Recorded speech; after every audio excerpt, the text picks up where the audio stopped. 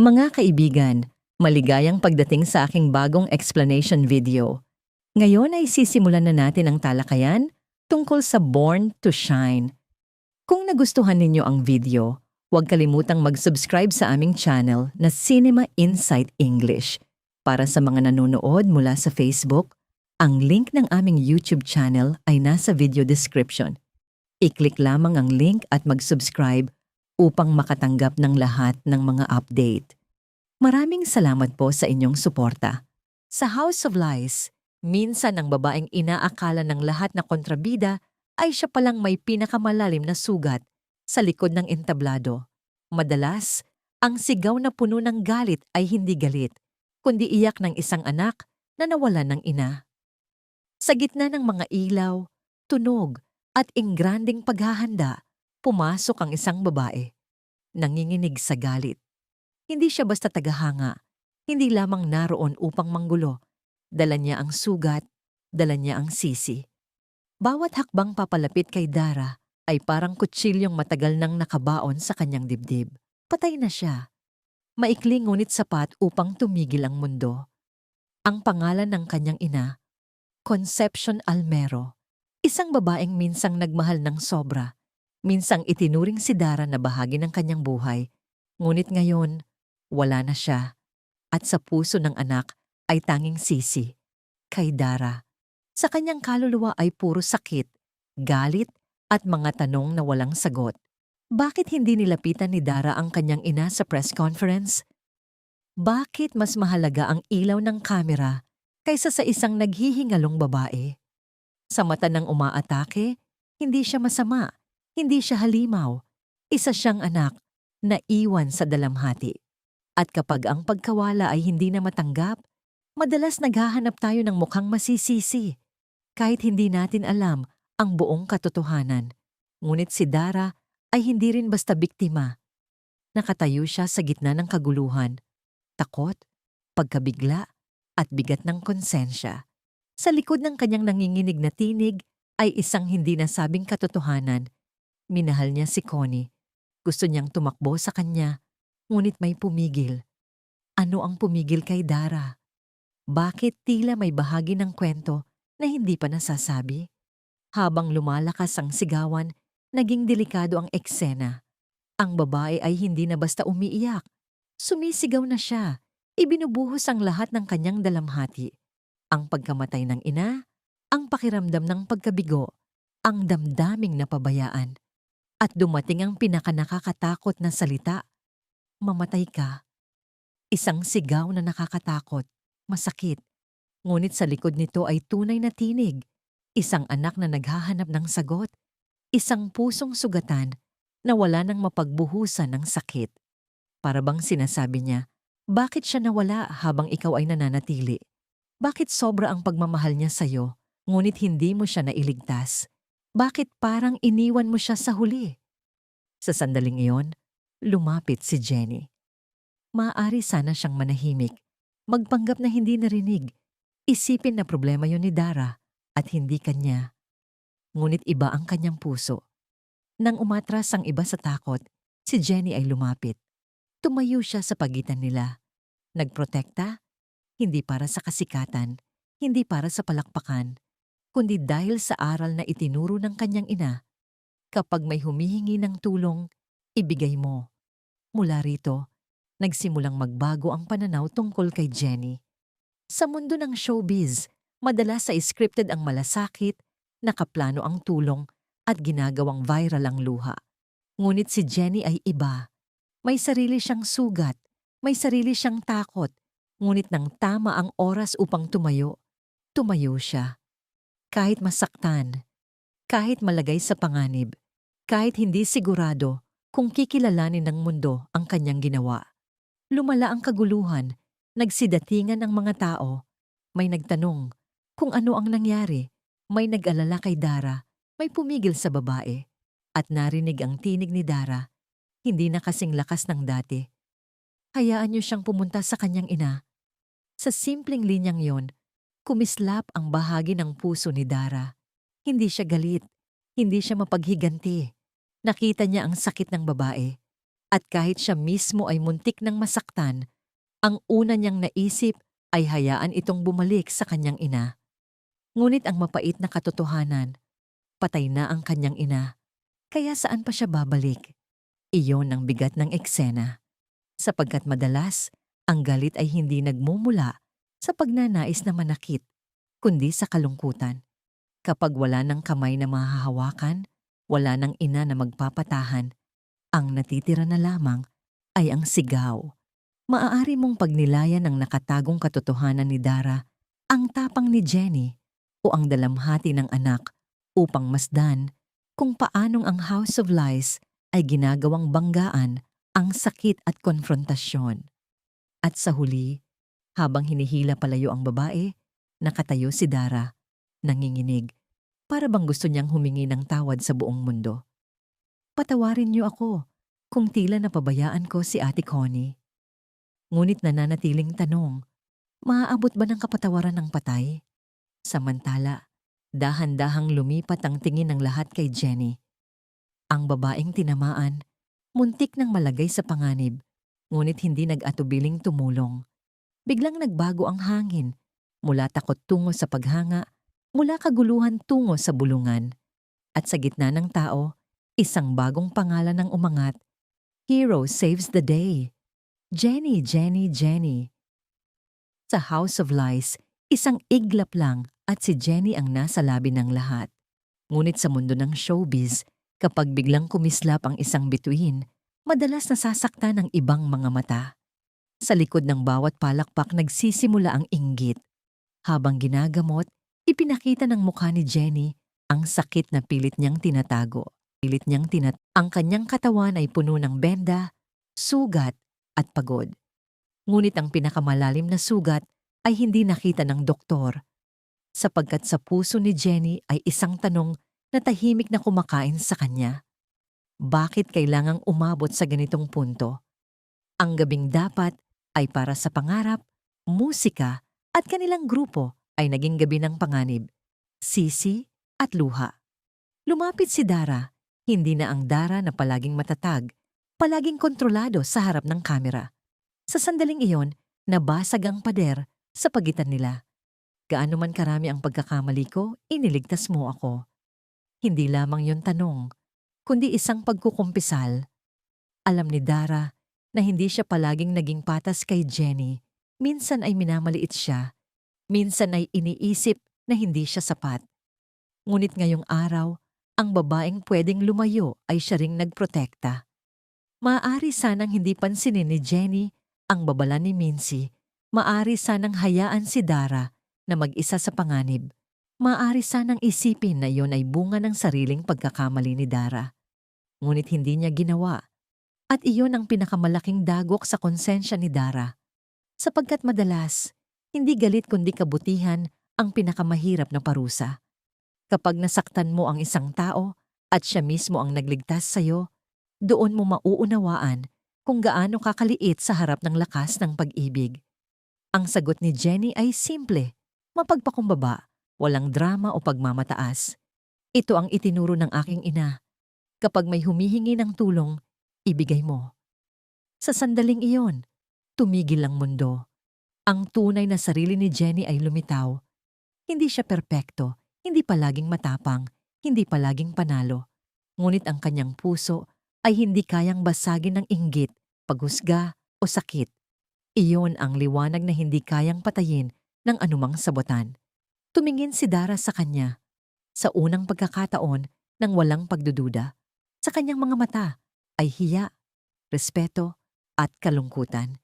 Mabuti ang puso mo, Jenny. Patawarin mo ako. Nagkamali ako sa paghusga sa'yo. Malaki ang kahulugan ng simpleng salitang yon para kay Jenny.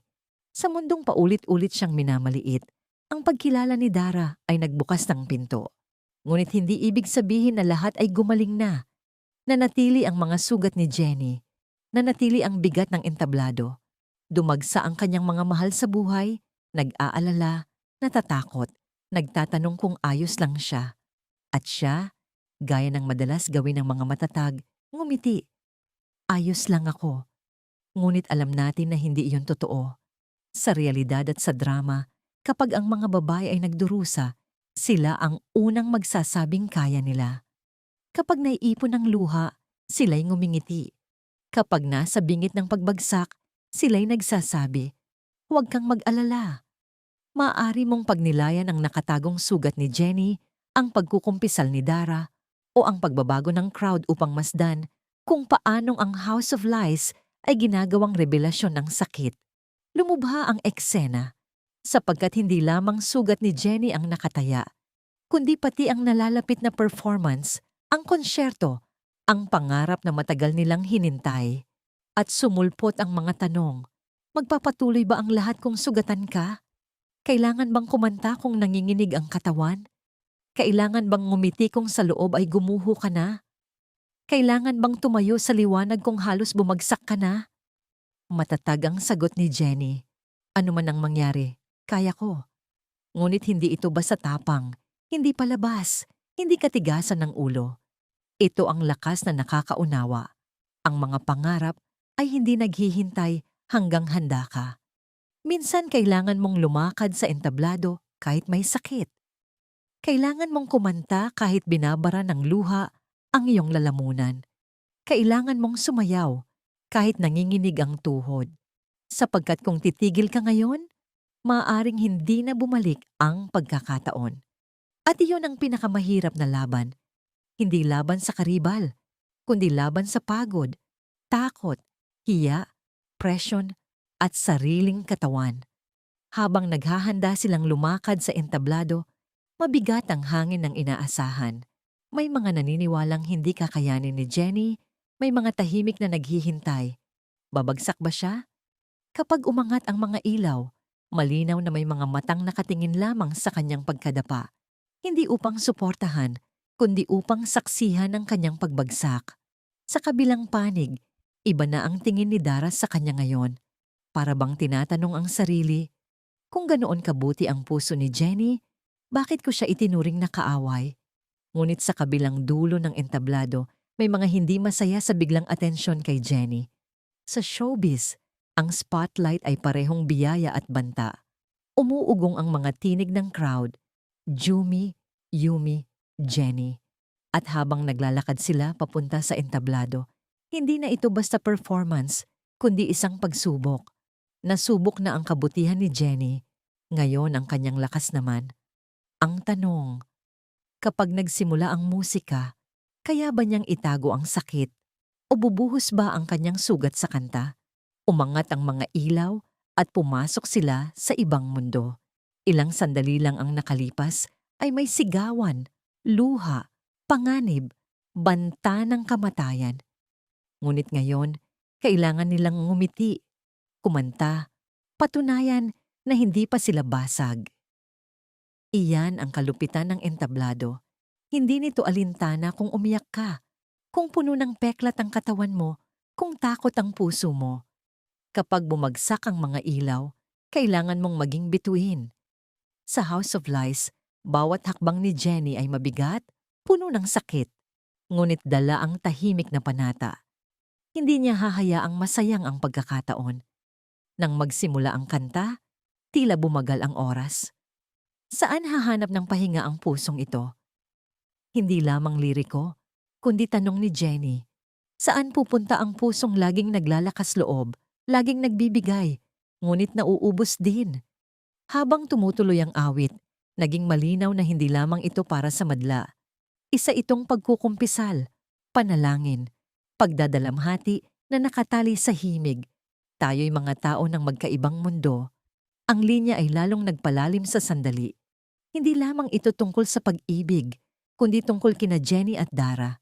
Isa sikat, isa palaging nakakaligtaan, isa pinupuri, isa hinuhusgahan, isa may pangalan, isa lumalaban upang lumikha ng sariling liwanag.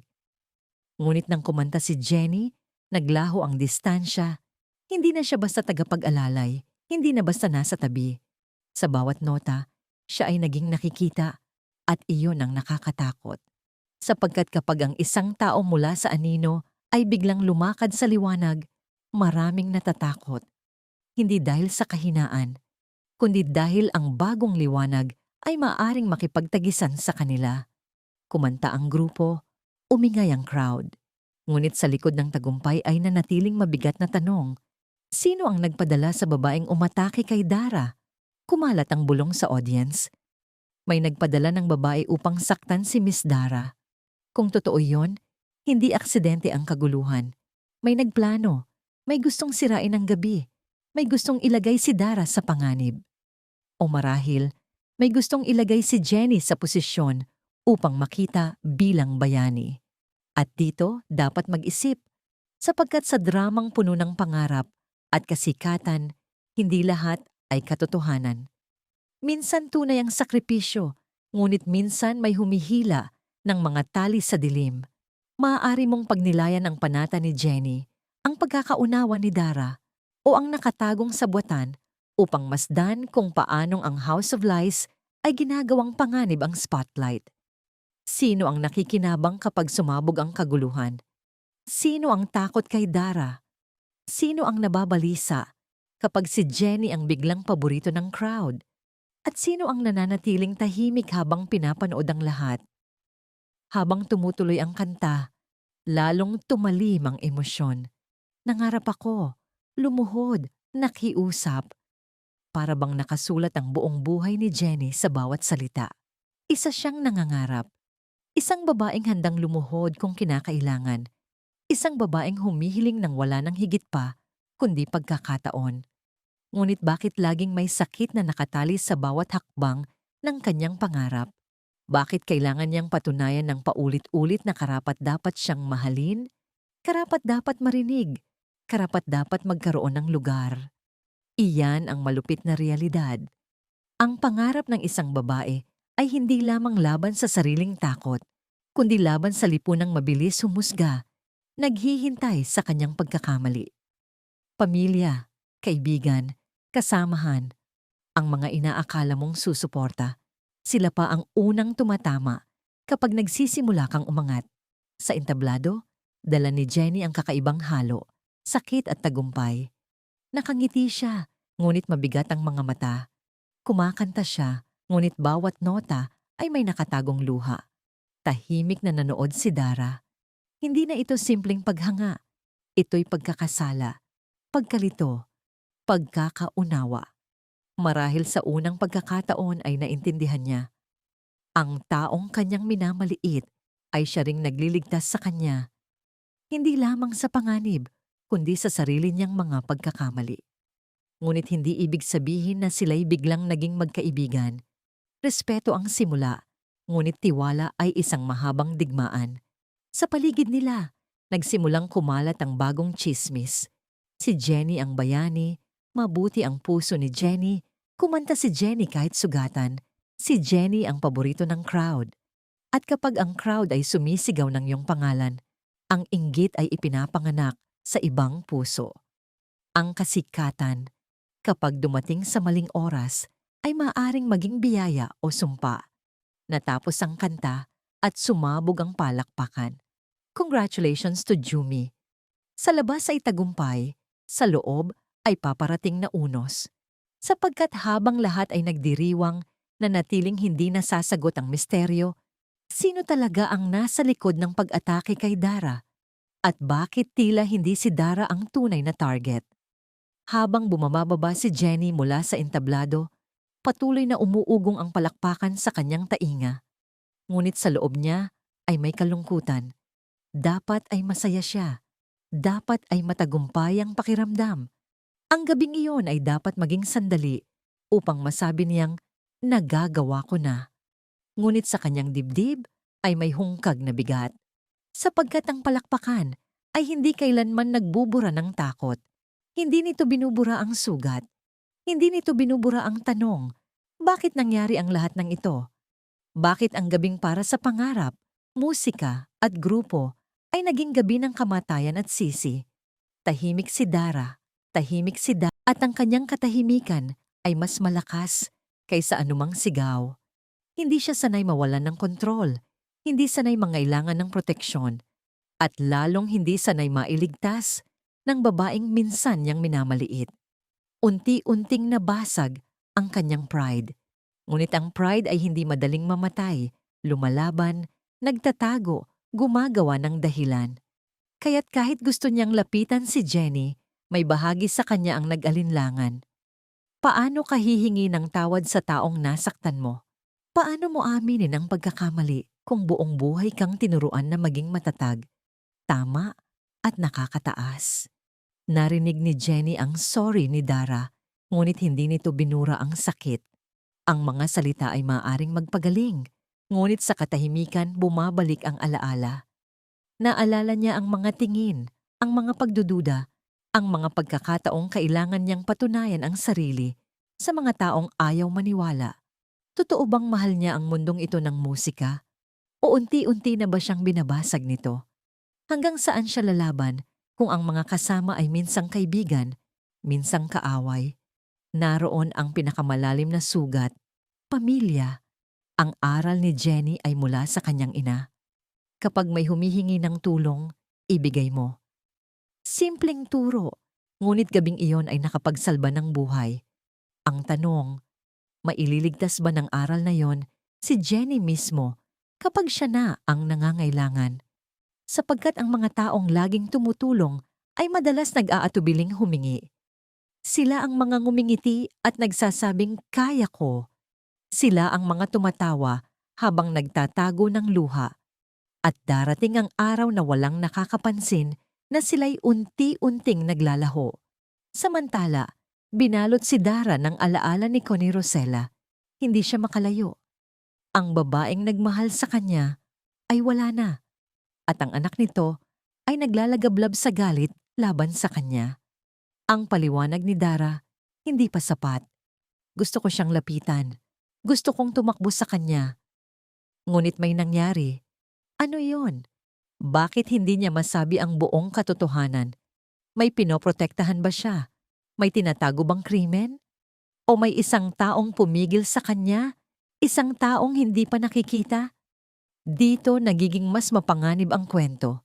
Sapagkat kapag may namatay, hindi namamatay ang katotohanan. Bumabalik ito. Saan yun ang anak? Saan yun ang konsensyang hindi mapakali? Sa mga mata ni Dara na palaging naghahanap ng kapatawaran.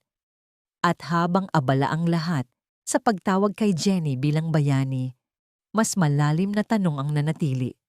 Paano kung ang pagliligtas kay Dara ay simula lamang? Paano kung ito ang sandaling hinila si Jenny sa mas malaking unos? Sapagkat marami na ang nakakita sa kanya, ang crowd, ang grupo, si Dara, at ang mga hindi matanggap na si Jenny na ngayon ang bagong mukha ng katapatan, tapang at liwanag. Ngunit sa showbiz, hindi sapat ang talento. Kailangan mong tiisin ang inggit, tsismis, at mga ngiting nakaharap, ngunit nakahanda sa likod para sa iyong pagbagsak. Marahil hindi pa lubos na uunawaan ni Jenny kung gaano kabigat ang laban na kanyang pinasok, sapagkat ang gabing iyon ay nagtapos, hindi lamang sa matagumpay na performance, kundi sa bagong pagkakakilanlan. Si Jenny na ngayon ang tagapagligtas. Si Jenny na ngayon ang mabuting puso. Si Jenny na ngayon ang babaeng kayang kumanta kahit sugatan. Ngunit sa mga kwento tulad nito, kapag tinawag kang bayani, may darating palaging susubok sa'yo. Hanggang saan ang kaya mong isakripisyo? Ngayon, nananatiling mabigat ang mga tanong. Minahal ba talaga ni Dara si Ate Connie? O may tinatago pa siyang katotohanan? Kung ikaw si Jenny, ipagtatanggol mo ba ang taong minsan kang minamaliit? At kung nakataya ang iyong pangarap, tatapak ka ba sa entablado kahit basag ang katawan? Ang palakpakan ng gabing yon ay maaring simula lamang, sapagkat madalas, ang pinakamaliwanag na bituin ang unang naglalaho sa dilim. Maraming salamat sa panonood ng buong video. Para mapanood ang susunod na episode explanation, huwag kalimutang mag-subscribe Cinema Insight English Channel.